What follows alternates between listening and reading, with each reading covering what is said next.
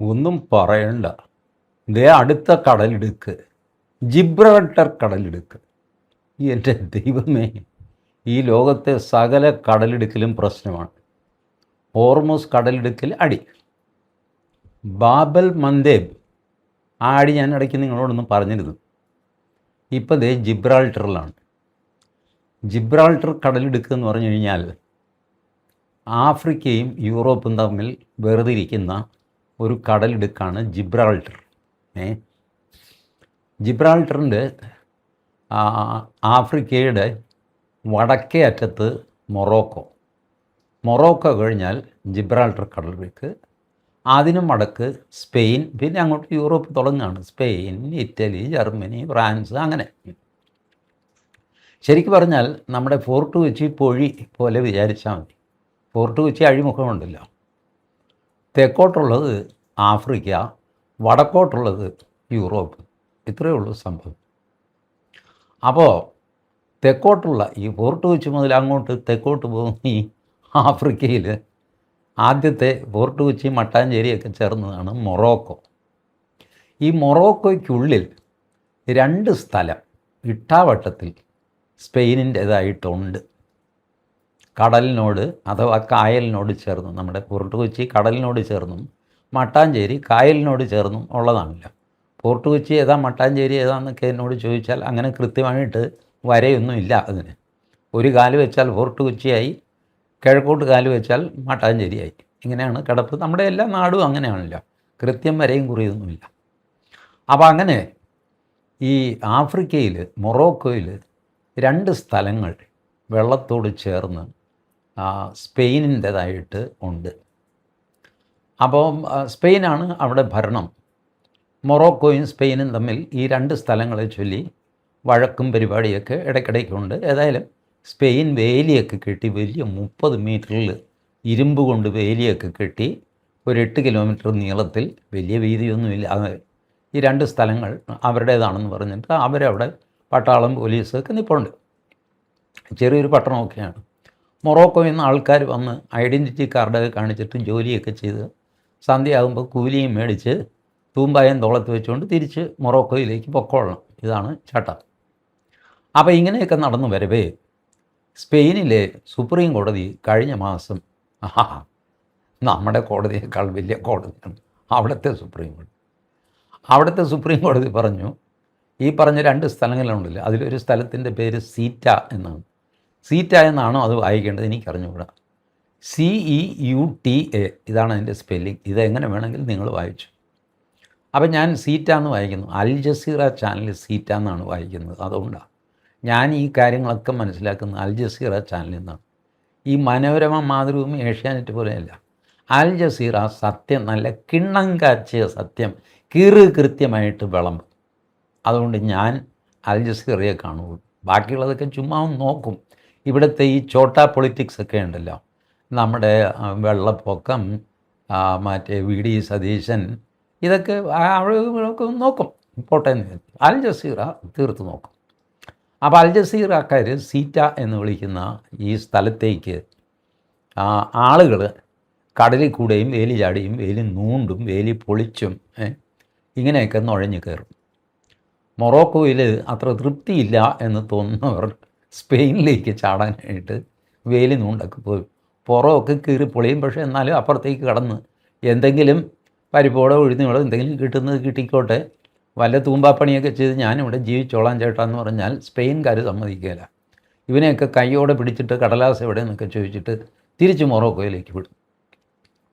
അങ്ങനെ ഇരിക്കുമ്പോഴാണ് സ്പെയിനിൻ്റെ സുപ്രീം കോടതി ഒരു വിധി അങ്ങോട്ട് പ്രഖ്യാപിച്ചു. വേലി നൂണ്ട് വരുന്നവരെ അപ്പം തന്നെ നിങ്ങൾക്ക് പറഞ്ഞുവിടാം, പക്ഷേ കടലിൽ കൂടി വരുന്നവരെ പറഞ്ഞുവിടാൻ ചില നടപടിക്രമങ്ങൾ പാലിക്കണം. എൻ്റെ അമ്മോ, നടപടിക്രമം എന്ന് പറഞ്ഞാൽ തന്നെ അറിയാമല്ലോ. വില്ലേജ് ഓഫീസറുടെ സർട്ടിഫിക്കറ്റ് മേടിച്ച് തഹസിൽദാർക്ക് കൊടുത്ത് തഹസിൽദാർ ജില്ലാ കളക്ടർക്ക് അയച്ച് ഇങ്ങനെയൊക്കെ ചെയ്തിട്ട് ഇവനെ തിരിച്ചു വിടാൻ പറ്റുമോ? അപ്പോൾ സ്പെയിനിലെ സർക്കാർ ആകെ കൂടെ ഷഡ്ഗവ്യത്തിലായി. സ്പെയിനിലെ സർക്കാർ ലോകത്തിലെ ഉദാര ശിരോമണികളാണ് കേട്ടോ. അവർ അതുകൂടാതെ ഇടതുപക്ഷ സോഷ്യലിസ്റ്റ് ആ പാർട്ടിയാണ് അവിടെ ഭരിക്കുന്നത്. എന്നോർത്ത് കമ്മ്യൂണിസ്റ്റ് പാർട്ടിയാണെന്ന് വിചാരിക്കരുത്. കമ്മ്യൂണിസ്റ്റ് പാർട്ടി പൂക്കും ചാക്കാലും ഇല്ലാതെ വേറെ ഒരെണ്ണം കിടപ്പുണ്ട് അവിടെ. അവർ കൂട്ടുകക്ഷിയാണ്, ഭരണകക്ഷിയുടെ കൂട്ടുകക്ഷി. എന്ത് വാങ്ങിക്കോട്ടെ, നമുക്കിവിടെ കമ്മ്യൂണിസ്റ്റ് പാർട്ടിയൊന്നുമില്ല. കമ്മ്യൂണിസ്റ്റ് പാർട്ടി ഓഫ് ഇന്ത്യ ബ്രാക്കറ്റിൽ മാർക്സിസ്റ്റ്, അതാണ് നമ്മുടെ മെയിൻ പാർട്ടി. അതായത് പ്രസവ വാർഡ് സ്ത്രീകൾക്ക് മാത്രം എന്ന് പറയുന്ന പോലെയാണ് ബ്രാക്കറ്റിൽ communist party of India Marxist. ഈ മാർക്സിസ്റ്റ് ഇല്ലാത്ത കമ്മ്യൂണിസ്റ്റ് പാർട്ടി ഉണ്ടോ? എനിക്കറിയാമല്ല. ഇത് കൂടാതെ ബ്രാക്കറ്റ് ഇല്ലാതെ വെറും CPI. പക്ഷേ അവർ ചോട്ടാ പാർട്ടിയാണ്, ഇവരാണ് ബട. ഇതേ പരിപാടിയാണ് സ്പെയിനിൽ. ഇടതുപക്ഷ സോഷ്യലിസ്റ്റ് പാർട്ടി വലിയ പാർട്ടി, ഇവന് ജന്മം കൊടുത്ത കമ്മ്യൂണിസ്റ്റ് പാർട്ടി ചെറിയ പാർട്ടി. എന്ത് വാങ്ങിക്കോട്ടെ, അത് വേറൊരു തമാശ. അപ്പോൾ സുപ്രീം കോടതി പറഞ്ഞു, കരയിൽ നുഴഞ്ഞു കയറിയും അതിൽ ചാടിയും വരുന്നവനെ അപ്പം തന്നെ നിങ്ങൾക്ക് തുരത്താം, പക്ഷേ കടലിലൂടെ വരുന്നവനെ നടപടിക്രമങ്ങൾ പാലിച്ച് പുറത്തു വിടാവുള്ളൂ. ഇത് 1.5 മാസം മുമ്പ് വന്ന വിധിയാണ്. ഇത് പറഞ്ഞും കേട്ടും സോഷ്യൽ മീഡിയയിൽ നമ്മളിവിടെ നടക്കുന്ന പോലെ വളച്ചും തിരിച്ചുമൊക്കെ ആളുകൾ മനസ്സിലാക്കി കടലിലൂടെ സീറ്റയിലേക്ക് കയറാം, ആരും തിരിച്ചു വിടുകയില്ല, കരയിലൂടെ മതിൽ ചാടിയാലേ പ്രശ്നമുള്ളൂ എന്നാണ് ജനം ധരിച്ചത്. അത് ഈ സോഷ്യൽ മീഡിയ കാരണമാണെന്നാണ് യുണൈറ്റഡ് നേഷൻസിൻ്റെ വിദഗ്ധന്മാർ, ഞാനല്ലപ്പോൾ, ഞാൻ വിദഗ്ധനൊന്നുമല്ല, ഏതായാലും അവർ പറഞ്ഞു പോലും. എന്ത് വാങ്ങിക്കോട്ടെ, ഒരു 60,000-65,000 ആളങ്ങോട്ട് കടൽ നീന്തി, അതായത് ഈ വേലി ചുറ്റി കടൽ നീന്തിയിട്ട് ഈ സീറ്റയിലേക്ക് കയറി. അത് കാണേണ്ട കാഴ്ചയാണ്. അതിൻ്റെ വീഡിയോ ഒക്കെ നിങ്ങൾ കണ്ടില്ലെങ്കിൽ കണ്ടോ, ഏതെങ്കിലും ചാനലൊക്കെ കയറിയിട്ട് സീറ്റ മൊറോക്കോ എന്നൊക്കെ പറഞ്ഞ് അടിച്ചു കഴിഞ്ഞാൽ ഈ വീഡിയോ ഒക്കെ ഇറങ്ങി വരും. അപ്പോൾ ഇവർ അഭയാർത്ഥികൾ, അഭയം അർത്ഥിക്കുന്നവരാണല്ലോ അഭയാർത്ഥികൾ. ഇതെല്ലാം കൂടെ ഊത്ത പോലെ അങ്ങോട്ട് കയറിയിട്ട് സ്പെയിനിൻ്റെ പട്ടാളം അന്തിച്ചു പോയി. ഇതിന് മാത്രം ആൾക്കാർ എന്ത് ചെയ്യും? കൈകാര്യം ചെയ്യുമ്പോൾ 65,000 ആളാണ് ഏകദേശം. ആരാ ഇത് ചുണ്ണാമ്പ് തൊട്ട് എണ്ണിയെന്ന് അറിയാൻ മേലെ, ഏകദേശം 60,000 65,000 എന്നൊക്കെ പറയുന്നു. ഏതായാലും ഇതുങ്ങൾ അങ്ങോട്ട് കയറി ചെന്നു കടൽ വഴി കയറി ചെന്ന് അവിടെ ചെന്ന് എന്ത് ചെയ്യാൻ? അവിടെ നാട്ടുകാരുമായിട്ട് കശപിശ ഉണ്ടാക്കി, ബാറിൽ കയറി തല്ലുണ്ടാക്കി, കയ്യിൽ കാശുമില്ല, ഒരു ബെർമുട മാത്രമുണ്ട്, ചിലർക്ക് ഷർട്ടുണ്ട്, ചിലർക്ക് അതുമില്ല, ചുമ്മാ അങ്ങ് നടക്കുക. നല്ല തടിമാടന്മാരാണ്, പട്ടാളത്തിൽ ചേർക്കാൻ കൊള്ളാം. ഭാഗ്യത്തിന് സ്ത്രീകൾ, കുട്ടികൾ, ഗർഭിണികൾ ഇവരില്ല. കാരണം ഇവരെയും കൊണ്ട് ഈ വെള്ളം നീന്താൻ പറ്റുകയല്ലോ, അവരെ പിന്നെ കൊണ്ടുവരാം. ഈ മൊറോക്കോ 99% സുന്നി മുസ്ലിങ്ങളാണ്, നല്ല കറകളഞ്ഞ മണി പോലത്തെ സുന്നി മുസ്ലിങ്ങൾ. സ്പെയിനിലാണെങ്കിലോ ഒരു 97-96% നല്ല ഒന്നാന്തരം ക്രിസ്ത്യാനികൾ, അവരും കറകളഞ്ഞവരാണ്, തുടായിരിക്കുന്ന ക്രിസ്ത്യാനികളാണ്. ഇത് സംഗതി നേരെ പോകില്ലല്ലോ. ഞാൻ പറഞ്ഞാൽ വർഗീയം, അതുകൊണ്ട് ഞാനൊന്നും പറയുന്നില്ല. എൻ്റെ പൊന്നു ദൈവമേ, ഈ നാട്ടിൽ മതങ്ങളുടെ പേര് പറയാൻ പാടില്ല. മതത്തിൻ്റെ പേരിൽ അടിക്കാൻ നിങ്ങൾക്ക്, പക്ഷെ പേര് പറയരുത്. അതാണ് ഇവിടുത്തെ നിയമം. ഞാൻ ആ നിയമം പാലിച്ചു കൊള്ളാമേ. അതുകൊണ്ട് സംഭവം സ്പെയിൻ ആകെ കൂടെ വിഷമിച്ചു. കാരണം അവർ ഇസ്രായേലിനെ നിരന്തരം വിമർശിച്ചുകൊണ്ടിരുന്നു. അഭയാർത്ഥികളോട് ഒരു മര്യാദയില്ലാത്തവർ ഗാസയിൽ കാണിച്ചു കൂടി ഓൾ ഐസ് ഓൺ റഫ ആന്നൊക്കെ പറഞ്ഞ് യുണൈറ്റഡ് നേഷൻസിൽ അവർ പോരാടി ഇവർക്ക് വേണ്ടിയിട്ട്, ഗസയ്ക്ക് വേണ്ടിയിട്ട്. ട്രംപ് അവരോട് പറഞ്ഞു, എടാ എൻ്റെ F-35 വിമാനം ഞാൻ അവിടെ നിന്ന് ഇറക്കിക്കോട്ടെ, അവിടെ നിന്ന് പിന്നെ ഞാൻ ഇറാനിലേക്ക് പൊക്കോളാം എന്നൊക്കെ പറഞ്ഞു. ഇവിടെ എങ്ങും ഇറക്കാനൊന്നും പറ്റില്ല, തൻ്റെ പാട്ട എടുത്തുകൊണ്ട് കൂടെ കിളവാ എന്നൊക്കെ പറഞ്ഞിട്ട് തട്ടിക്കേറിയും ദുർബഹളമായിരുന്നു. ട്രംപ് ദേഷ്യത്തിന് 50% താരിഫ് അടിക്കോടാ, ഞാൻ അടിച്ചോടാ നീ എന്ന് പറഞ്ഞിട്ട് സ്പെയിനിന് നമ്മുടെ ജോൺ ബ്രിട്ടാസൊക്കെ എണീറ്റ് നിന്ന് കൈയടിച്ച് സ്പെയിനാണ് ആണുങ്ങൾ എന്നൊക്കെ പറഞ്ഞു. ഇപ്പോൾ ദേ ലോകകപ്പും അവർക്ക് കിട്ടി, മറ്റേ ഫുട്ബോളിന് ലോകകപ്പ്. മൊറോക്കോയും നല്ല പന്ത് കളിക്കാരൻ, മോശമൊന്നുമല്ല. അപ്പോൾ അങ്ങനെ സകലരെയും വെല്ലുവിളിച്ച് സ്പെയിൻ നിന്നും നാറ്റോയെയും വെല്ലുവിളിച്ച് പോടാ നീയൊക്കെ തല്ലിപ്പൊളി, പാലസ്തീനെ അംഗീകരിക്കാത്തവരെന്നൊക്കെ പറഞ്ഞിട്ട് തെറിവിളിയൊക്കെ ആയിരുന്നു. ഇപ്പോൾ അവനവൻ്റെ തുടയ്ക്ക് നുള്ളിക്കഴിഞ്ഞപ്പോൾ സ്പെയിൻ ആകെ കൂടെ പരിഭ്രമിച്ചു. സുപ്രീം കോടതി വിധി അവിടെ കിടക്കട്ടെ എന്ന് പറഞ്ഞിട്ട് സ്പെയിൻ ഇത്രയും ആൾക്കാരെ തിരിച്ച്, അപ്പോൾ കടലിൽ തള്ളാൻ പറ്റുകയല്ലേ, ചത്തുപോകില്ലേ നിങ്ങൾ. അതുകൊണ്ട് കരയിലൂടെ ഗേറ്റ് തുറന്നിട്ട് ഈ തൂമ്പാപ്പണിക്കാർ വരുമല്ലോ, അതിലൂടെ തന്നെ തിരിച്ച് ഇതുങ്ങളെ അങ്ങോട്ട് വിട്ടു. ഭാഗ്യത്തിന് മൊറോക്കോ ഒരു കാര്യം ചെയ്തു. മൊറോക്കോ അലമ്പിൽ നിന്നില്ല. മൊറോക്കോ പറഞ്ഞ് അതുങ്ങളെ തിരിച്ചു വിടുക, അതിന് വെളിവില്ലാത്തവനാണ്, ഇങ്ങോട്ട് പോരട്ടെ എന്ന്, പോരാ അങ്ങോട്ട് കയറാം എന്ന് പറഞ്ഞിട്ട് മൊറോക്കോ ബസ്സും ട്രെയിനും ഒക്കെ ഇട്ടിട്ട് ഇവന്മാരെ അവിടെ നിന്ന് കൊണ്ടുപോയി തൽക്കാല ശാന്തിയെ. എന്നാലും ഒരു 10,000 പേര് ബാക്കി ഒളിച്ചും പാത്തും ഒക്കെ അവിടെ ഇവിടെയൊക്കെ ആയിട്ട് നിൽപ്പുണ്ട്. ഞാൻ ചായക്കടയിൽ വല്ല ഗ്ലാസ്സോ പിഞ്ഞാണോ കഴുകി നിന്നോളാം ചേട്ടാ, എന്നെ പിടിച്ച് വിടില്ല ചേട്ടാ എന്നൊക്കെ പറഞ്ഞിട്ട് കരച്ചിലും ബഹളമൊക്കെയാണ്. സ്പെയിൻ ആകെ കൂടെ ധർമ്മസങ്കടത്തില. അപ്പോൾ സ്പെയിൻ ഈ ഇസ്രായേലിനെ ഉപദേശിക്കുന്ന സ്വഭാവമുണ്ട്. അതുകൊണ്ട് ഇസ്രായേലിൻ്റെ UN പ്രതിനിധി പുള്ളി ഒരു കൊള്ളിവാക്ക് പറഞ്ഞു, അല്ല ചേട്ടൻ ഞങ്ങളെ വലിയ ഉപദേശമായിരുന്നല്ലോ, ഇപ്പം എന്ത് പറ്റി? ഇസ്രായേലിൻ്റെ സ്പെയിനിലെ അംബാസഡർ പറഞ്ഞു, അയാൾ പറഞ്ഞത് നിങ്ങളാരും കാര്യമാക്കണ്ട, ഞാൻ നിങ്ങളോട് പറഞ്ഞു ഞങ്ങൾക്ക് ഇസ്രായേലിന് നിങ്ങളോടൊന്നും പറയാനില്ല. പക്ഷേ നാട്ടുകാരെല്ലാം കൂടെ വൻ ബഹളം. എടാ, ഇസ്രായേലിൻ്റെ നെഞ്ചത്ത് കയറുമ്പോൾ ഓർക്കണം, ഒരു ദിവസം നിൻ്റെ നെഞ്ചത്ത് ഇവൻ കയറും, അപ്പോഴത് നീ അറിയുള്ളൂ. നമ്മുടെ ഇറ്റലിയിലെ ജോർജിയ മെലണി അവർ കയറി ചൂടായി. അവർ വലിയ എക്സ്പോസ്റ്റൊക്കെ അങ്ങനത്തെ ഇത് പോക്കൃത്തരാണ്, മേലാൽ ഇറ്റലിയിലേക്ക് ഇനി ആരും വന്നു പോകരുതെന്ന്. ഇറ്റലിയൊക്കെ ഇങ്ങനെ കൈയും വിടർത്തി നിൽക്കുകയായിരുന്നു. അഭയാർത്ഥികളെ ആലിംഗനം ചെയ്ത് സ്വീകരിച്ച് ഇറ്റലി, ഇംഗ്ലണ്ട്, ഫ്രാൻസ് കിടക്കപ്പായം നിന്നിട്ടാണ് ഒരു വെളിപാട് പോലെ പാലസ്തീനെ അംഗീകരിച്ചത്. അവസാനം ഇപ്പോൾ ഓരോരുത്തരായിട്ട് ഞങ്ങൾ അങ്ങനെയൊന്നും പറഞ്ഞിട്ടില്ല, എപ്പോൾ എന്നൊക്കെ ചോദിച്ചിട്ട് ചനക്കം പിന്നക്കം മാറാൻ തുടങ്ങി. അവനവൻ്റെ തുടയിൽ നുള്ളു വരുമ്പോഴാണ് ഈ പ്രശ്നമൊക്കെ മനസ്സിലാക്കുന്നത്. ഇത് നേരത്തെ കണ്ടറിഞ്ഞ ടീമാണ് പോളണ്ട്. പോളണ്ടിൻ്റെ പ്രധാനമന്ത്രിയോ അതോ പ്രധാനമന്ത്രി ആകാൻ പോകുന്നതോ ഒക്കെ ഈ വലിയ പ്രയാസമാണ്. ഇവർ തീരെ ഇമ്പ്രിക്ക രാജ്യങ്ങളാണല്ലോ. ഇവിടെയൊക്കെ നടക്കുന്ന സംഭവങ്ങൾ ഓർത്തു വയ്ക്കാൻ വലിയ പ്രയാസമാണ്. മാത്രമല്ല ഓർത്തു വയ്ക്കേണ്ട കാര്യമില്ല, നമുക്കെന്ത് കാര്യം ഇവിടെയൊക്കെ ചരിത്രം അറിഞ്ഞിട്ട്. പിന്നെ നമുക്കൊരു ആവശ്യത്തിന് ഉപയോഗിക്കാനായിട്ട്. അപ്പോൾ പോളണ്ടിൻ്റെ ഒരാൾ പറഞ്ഞു, അയാളോട് യൂറോപ്പിലെ ബാക്കിയുള്ളവർ പറഞ്ഞു, അഭയാർത്ഥികളെന്ന് പറഞ്ഞാൽ നിങ്ങൾ വിചാരിക്കുന്ന പോലെ പട്ടിണിക്കാരൊന്നുമല്ല, അവർ എൻജിനീയേഴ്സാണ്, സയൻറ്റിസ്റ്റാണ്, ഒക്കെയാണ്. പുള്ളി ഇപ്പോൾ യുണൈറ്റഡ് നേഷൻസിലെ ഏതോ ചർച്ചയാണ്.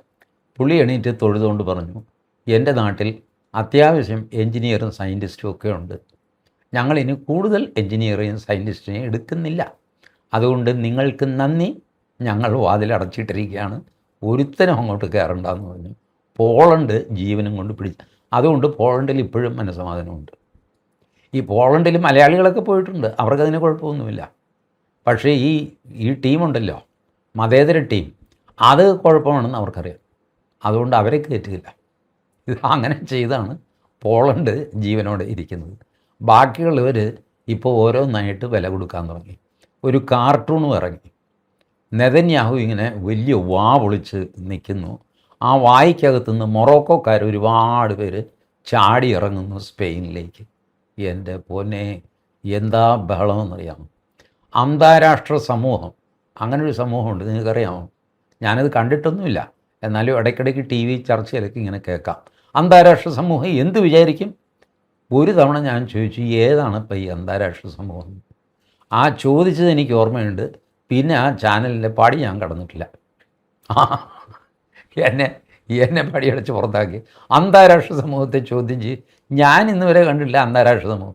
ഓരോരുത്തരും അവനവൻ്റെ കാര്യം നോക്കി നടക്കുന്നതല്ലാതെ അന്താരാഷ്ട്ര സമൂഹം എന്ന് പറഞ്ഞൊരു തേങ്ങയുണ്ടോ? ഉണ്ടോ? നിങ്ങൾ ആലോചിച്ച് നോക്ക്. എല്ലാവരും അവനവൻ്റെ കാര്യത്തിന് അന്താരാഷ്ട്രം എന്ന് പറയും. നമുക്ക് വേണ്ട, നമ്മൾ അന്താരാഷ്ട്രം പിന്നെ മിണ്ടുകയില്ല. ഇതൊക്കെയാണ് അന്താരാഷ്ട്ര കളി. നമുക്കിത് സാമാന്യ ബുദ്ധിക്ക് മനസ്സിലാവുന്ന കാര്യമാണ്. ഞാനതാണ് നിങ്ങളോട് പറഞ്ഞത്. ജിബ്രാൾട്ടർ കടലെടുക്കുന്നൊക്കെ കേൾക്കുമ്പോൾ പേടിക്കരുത്. പോർട്ട് കൊച്ചി അഴിമുഖത്തെ മനസ്സിൽ വിചാരിക്കുക. അവിടെ നിന്ന് തെക്കോട്ടുള്ളത് ആഫ്രിക്ക, വടക്കോട്ടുള്ളത് യൂറോപ്പ്. അതായത് നമ്മുടെ പുതുവൈപ്പ്, ഓച്ചന്തുരുത്ത്, മറ്റേ വാച്ചാക്കൽ, എടവനക്കാട്, ഞാറയ്ക്കൽ, ചെറായി, അതിനിടയ്ക്ക് പിന്നെ കുഴിപ്പള്ളി, അത് ഇതെന്നൊക്കെ പറഞ്ഞുള്ള സ്ഥലങ്ങൾ. ഇതാണ് യൂറോപ്പ്. ഇങ്ങോട്ടുള്ളത് ഫോർട്ട് കൊച്ചി മുതൽ ഇങ്ങോട്ട് അങ്ങ് ചെല്ലാനം, കുമ്പളങ്ങി അങ്ങോട്ട് പോവുകയല്ലേ. പിന്നെ ഇത് ആഫ്രിക്ക. ഈ ഫോർട്ട് കൊച്ചിയിലെ ചെറിയ 2 സ്ഥലങ്ങളും വടക്കു വശത്തുള്ള പുതുവൈപ്പ് എന്ന് വെച്ചാൽ സ്പെയിനിൻ്റെ അറ്റം, തെക്കേ അറ്റം, ഇതും തമ്മിലുള്ള കടലിടുക്കാണ് ജിബ്രാൾട്ടർ കടലിടുക്ക്. നിങ്ങളിനി മാപ്പ് നോക്കാനും കോപ്പ് നോക്കാനും ഒന്നും പോകണ്ട, മനസ്സിലായോ? ഇതിലൊന്നും അധികം തലയൊന്നും കളയരുത്. ഇതൊക്കെ ഇത്രയേ ഉള്ളൂ. പക്ഷേ ഒരു കാര്യം മനസ്സിലാക്കുക, ഈ അഭയാർത്ഥി എന്നൊക്കെ പറഞ്ഞിട്ട് തെക്കോട്ടും വടക്കോട്ടും ഓടുന്നവരെ കരുതിയിരിക്കുക. ഇതേ സ്പെയിനും ഇതേ ഫ്രാൻസും ഒക്കെ നമ്മളെ ഉപദേശിക്കും. ഇതേ യുണൈറ്റഡ് നേഷൻസ് പ്രമേയം പാസ്സാക്കും. ആരെ? റോഹിംഗ്യ മുസ്ലിങ്ങൾക്ക് ഇന്ത്യയിൽ താമസിക്കാൻ സ്ഥലം കൊടുക്കണമെന്ന് പറയും. എന്നാൽ സൗദി അറേബ്യയിൽ സ്ഥലമുണ്ട്, അവിടെ അത് പറ്റില്ല. സൗദി അറേബ്യ താമസിപ്പിക്കില്ല. UAE പറ്റില്ല. ഒമാൻ പറ്റില്ല. ഇതുമൊക്കെ രാജ്യങ്ങളല്ലേ, പറ്റില്ല. ഈജിപ്തിൽ കുറച്ച് പേര് നടക്കില്ല. തുർക്കി വലിയ ഉസ്താദാണ്, ഭൂലോക ഉസ്താദ്, അവിടെ കൊണ്ടുപോയി താമസിപ്പിക്കരുത് ഈ റോഹിംഗ്യ മുസ്ലിങ്ങളെ, പറ്റില്ല. ഇന്ത്യയിൽ താമസിക്കണം. ഇത് നടക്കില്ല എന്ന് അമിത്ഷാ. ഇതാണ് നമ്മൾ തമ്മിലുള്ള തർക്കം, വേറെ തർക്കമൊന്നുമില്ല. അപ്പം ഇത് പറഞ്ഞു കഴിയുമ്പോൾ എല്ലാവർക്കും തുള്ളലാണ്. മതേതര വിരുദ്ധം എന്ന് പറഞ്ഞിട്ട്. ഇപ്പോൾ സ്പെയിൻ്റെ ഗതി എന്തായി? സോഷ്യലിസം, പിന്നെ എന്താ കമ്മ്യൂണിസം, കമ്മ്യൂണിസം അല്ല, ഇടതുപക്ഷം, ലെഫ്റ്റ് സോഷ്യലിസ്റ്റ്, പിന്നെ എന്തോ പാർട്ടിയാണ് അവർക്ക്. അങ്ങനെ ദിവസവും 3 നേരം സോഷ്യലിസം ഉയർത്തിപ്പിടിക്കും. ഉച്ച വരെ പുള്ളി ഉയർത്തിപ്പിടിക്കും. ഉച്ച കഴിഞ്ഞാൽ ഇത് താഴെ വയ്ക്കും. താഴെ വെച്ചിട്ട് പിന്നെ കുഴമ്പിട്ട് തിരുമണമല്ലോ 2 തോളും, വേദനയ്ക്ക് ഇത്രയും നേരം പൊക്കി പിടിച്ചതല്ലേ. അതിനുള്ള കൊട്ടൻ ചുക്കാതി കുഴമ്പ് കേരളത്തിൽ നിന്നാണ് സ്പെയിനിലേക്ക് എക്സ്പോർട്ട് ചെയ്യുന്നത്. നമുക്ക് കുറച്ച് കാശും കിട്ടും ആ വകയിൽ. ഏതായാലും അങ്ങനെ സുഖമായിട്ട് കുഴമ്പൊക്കെ പുരട്ടി ഇരുന്ന സ്പെയിനിന് കിട്ടിയ പണിയാണ് ഈ മൊറോക്കോയുടെ കടന്നുകയറ്റം. ആക്രമണം എന്ന് പറയാൻ പാടില്ല, പക്ഷേ സം സോർട്ട് ഓഫ് ഒരു ഹ്യൂമൻ ഇൻവേഷൻ. ആയുധമില്ലാതെ ചുമ്മാ അങ്ങ് നടന്ന് കയറുകയാണ്. എന്ത് ചെയ്യുമെന്ന് പറ. ബംഗ്ലാദേശിൽ നിന്ന് കുറേ ആൾക്കാർ വെറുതെ ഇങ്ങോട്ട് നടന്നു വരുന്നു. നിങ്ങൾ എന്ത് ചെയ്യും? 10-60,000 പേരുണ്ട്, അല്ലെങ്കിൽ 1-2 ലക്ഷം പേരുണ്ട്. എന്ത് ചെയ്യും? അതൊന്ന് ആലോചിച്ച് നോക്കണം. അപ്പോൾ നമ്മളിവിടെ വേലി കെട്ടിക്കൊണ്ടിരിക്കുന്നേ ഉള്ളൂ, തീർന്നിട്ടില്ല ഇപ്പോഴും. നമ്മൾ ചാത്തമുട്ട് കഴിഞ്ഞാണല്ലോ നമ്മുടെ വേലി കെട്ട്. അപ്പോൾ ആ വേലി കെട്ട് താമസിച്ച് ഇപ്പോൾ ഒരു പരുവത്തിലായി. ഇപ്പോൾ വീണ്ടും തുടങ്ങിയിട്ടുണ്ട് സുവേന്ദു അധികാരി വന്നപ്പോൾ. എപ്പോൾ തീരുമെന്ന് എനിക്ക് കൃത്യമായിട്ട് അറിഞ്ഞുകൂടാ. ഏതായാലും ഇങ്ങനെയാണ് ലോകക്രമം കിടക്കുന്നത് എന്ന് നിങ്ങളെ അറിയിക്കാം എന്ന് വിചാരിച്ചു.